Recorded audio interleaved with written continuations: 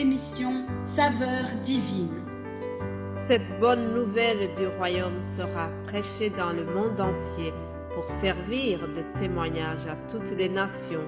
Alors viendra la fin. Ce pain céleste vous est présenté par Immaculée Niraneza. Je vous salue, très chers amis, vous tous qui écoutez cette émission Saveurs divines. Que la grâce de notre Seigneur soit avec vous. Je vous propose de commencer notre méditation par un verset du psaume 12. Nous lirons juste le 6e verset qui nous dit « Parce que les malheureux sont opprimés et que les pauvres gémissent, maintenant, dit l'Éternel, je me lève. J'apporte le salut à ceux contre qui l'on souffle. » Je répète ce verset.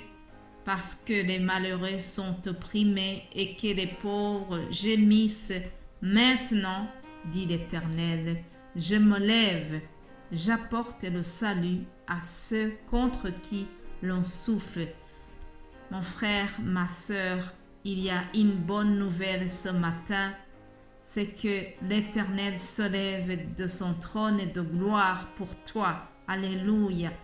Parce que tu gémis, parce que tu pleures, parce que tu es malade et que tu as beaucoup de douleur, l'Éternel dit, je me lève pour toi, je me lève pour changer ta situation, je me lève pour t'apporter le salut, je me lève pour te faire du bien, parce que tu as dit prie à mes yeux et que je t'aime d'un amour éternel. Alléluia.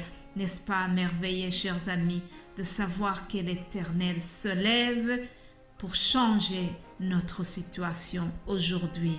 Voilà la première bonne nouvelle que je voulais t'apporter en terminant cette semaine, chers amis. Alléluia.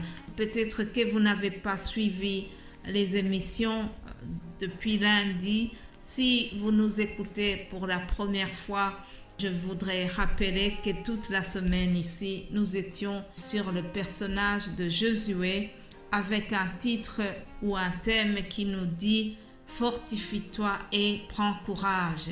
Fortifie-toi et prends courage. Josué, successeur de Moïse, a eu l'honneur, a eu cette chance d'être fortifié par Dieu lui-même. Je vous rappelle, chers amis, que le défi était vraiment immense pour Josué.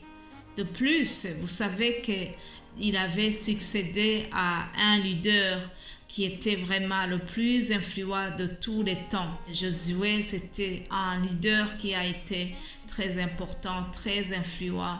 Alors, ce n'était pas facile de prendre la relève d'un personnage comme Moïse qui avait eu autant de succès, autant de faveur à l'égard de Dieu. Alors Josué avait de quoi se sentir effrayé devant la responsabilité qui l'attendait. En effet, chers amis, il devait conquérir un pays infesté d'ennemis. Il y avait des géants dans ce pays. Il y avait ces géants qu'il fallait abattre. Il fallait renverser les forteresses de Jéricho qui étaient vraiment imposantes. Le défi était grand à relever. La responsabilité qui attendait Josué était tellement grande. Mais heureusement, Josué pouvait faire confiance à Dieu et à son immense fidélité. Alléluia. Tout comme vous et moi, nous devons toujours compter sur la fidélité de Dieu chaque jour. Alors Moïse était mort, mais retiens ceci, même si Moïse était mort, Dieu, lui, n'était pas mort. Dieu était toujours vivant. Dieu est toujours vivant aujourd'hui, cher ami.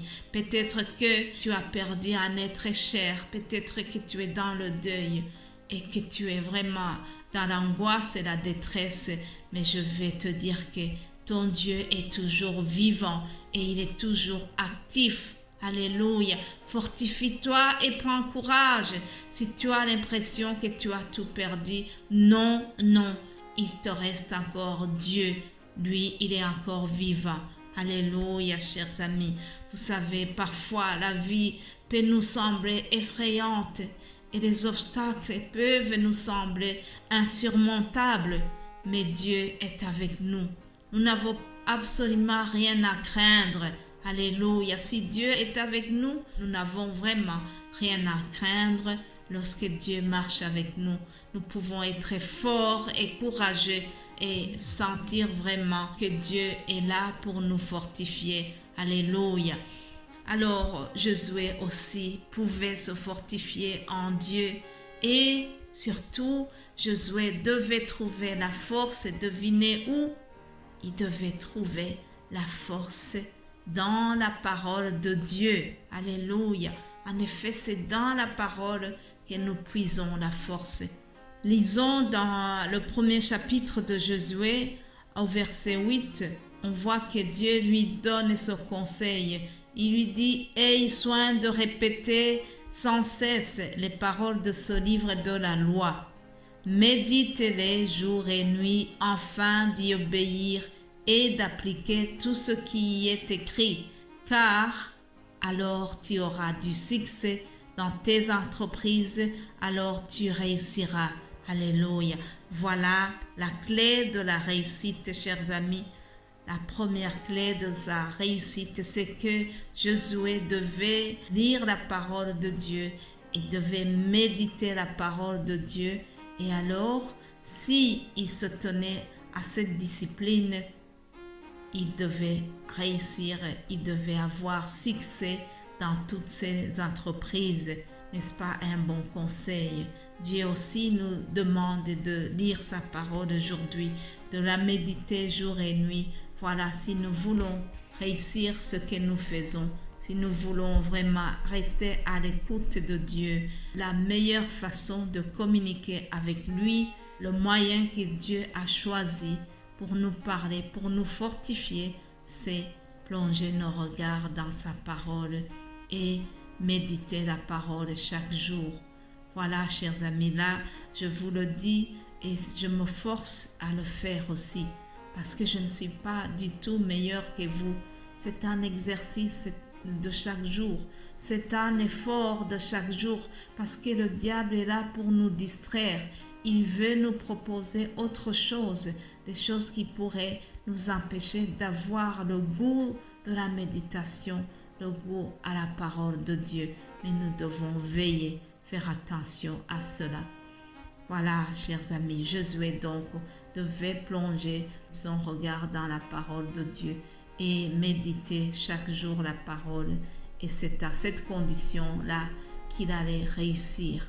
En effet, chers amis, oui, la parole de Dieu est une source intarissable de réconfort et de force extraordinaire.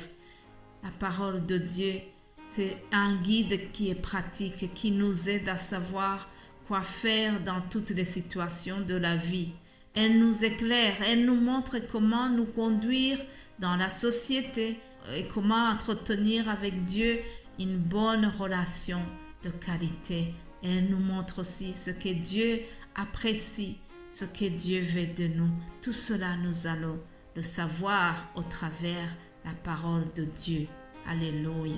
Hier, le frère qui nous a apporté la méditation nous a rappelé ce verset qui nous dit que ta parole est une lampe qui éclaire mon sentier. Alléluia. En effet, chers amis, la parole de Dieu nous éclaire. Elle nous fait vraiment un bien inouï. Elle fait beaucoup de bien à nos âmes. La parole de Dieu nous assure. Elle nous donne beaucoup de force lorsque nous sommes découragés. Alors, comme Josué, nous sommes invités à plonger nos regards dans cette parole chaque jour pour lui permettre de nous transformer, de nous rendre de plus en plus forts et surtout de nous rendre meilleurs. C'est au travers de la parole que nous allons pouvoir nous sanctifier. Alléluia. Avant de terminer, je voudrais souligner une chose, chers amis. Cette parole de Dieu, nous sommes invités à la lire, mais aussi à la vivre. La Bible n'est pas un livre qu'il faut seulement lire, mais il faut la vivre chaque jour. Et pour avoir plus de force, puisque nous sommes sur ce thème qui nous dit « Fortifie-toi et prends courage », nous devons nous approprier des déclarations de foi, des paroles qui vont nous donner encore plus de force. La parole de Dieu nous dit que nous serons la tête et non la queue. La parole de Dieu nous dit aussi que en Jésus-Christ, nous sommes vraiment plus que vainqueurs par celui qui nous a aimés. Voilà ce que nous devons déclarer, chers amis. Je termine cette méditation et demain, il n'y aura pas d'émission Saveur divine. Nous allons nous retrouver lundi. Je vous encourage à continuer à méditer la parole. Si vous n'avez pas eu l'occasion d'écouter nos émissions, vous pouvez les lire, les écouter durant le week-end. Alors, je termine en vous disant: fortifiez-vous et prenez courage au nom de Jésus-Christ. Amen.